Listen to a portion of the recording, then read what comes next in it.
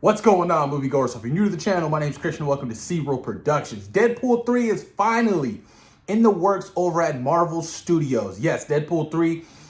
A lot of fans were wondering if Marvel was going to pick up Deadpool and, what's the current plans? It's a situation of bringing in mutants. Are they going to continue the world of Deadpool? Things like that. And things like that are still unclear for fans. We have no idea what Kevin Feige plans to do with introducing the world or Deadpool, or if he just plans on introducing Deadpool himself and rebooting the entire X-Men world. Nobody knows at this point. But I always thought that Deadpool was in a world of its own. I never thought it was connected to, the Hugh Jackman universe or, the James McAvoy universe. I mean, yeah, there was references and things like that, but I always thought it was an entity within itself. It wasn't connected to that whatsoever. And I'm fine with that. I really am, because I like Deadpool standalone in its own universe within itself. I thought it was such a unique, refreshing idea, such a great character to bring onto the big screen, and obviously succeeded way past people's expectations with Deadpool 1, Deadpool 2, you know what I mean? It being R-rated too, it's huge,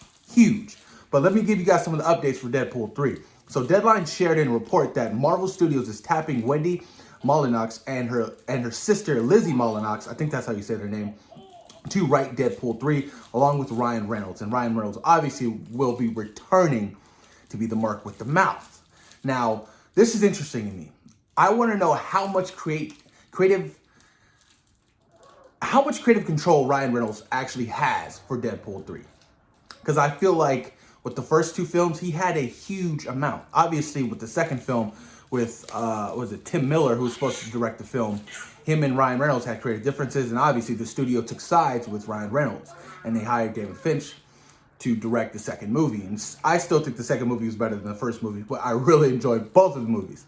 So I'm really curious to see just how much control Ryan Reynolds actually has, because he is the character. I feel like if you're not going to give him creative control and to really have a lot of his input with the film, I feel like it's going to suffer. I do, because I feel like he understands the character a lot. Not saying that Kevin Feige doesn't, because Kevin Feige is the mastermind over Marvel Studios. He's done so much with the MCU. I have all the faith in the world with him. I just hope that they're able to get along with each other and really come to an understanding when trying to bring or incorporate this particular universe into the MCU.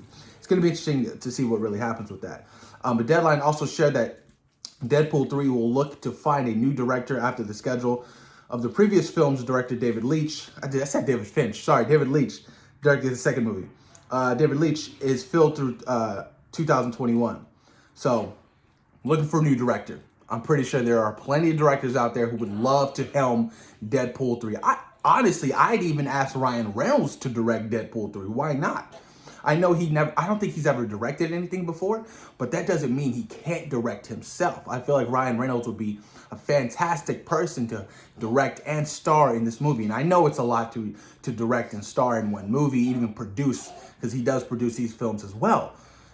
I think he can do it. I mean, being under the maps of Kevin Feige, I don't see why not. But if he doesn't want to direct the film, I'm pretty sure Marvel Studios already has somebody in mind to direct Deadpool 3. I mean, I'm excited. All in all, I'm pumped to see what they're gonna do. And it is reported to still remain R-rated in the MCU. Don't know how they're going to do that, but it's probably going to be a completely in a different other banner than Marvel Studios, because of the whole rating of R-rated. But that doesn't mean that they're not going to have two versions like they had Once Upon a Time in Deadpool 2, a couple years back with Deadpool 2. That was a PG-13 rating. You know what I mean? I saw that in theaters, actually. Funny thing, I saw it in theaters, but I left. It was like 12 o'clock at night. I was fucking tired, and I was like, I already seen this movie. It's just PG-13. I just legit walked out of the theater. I was like, I'm tired. I'm going home.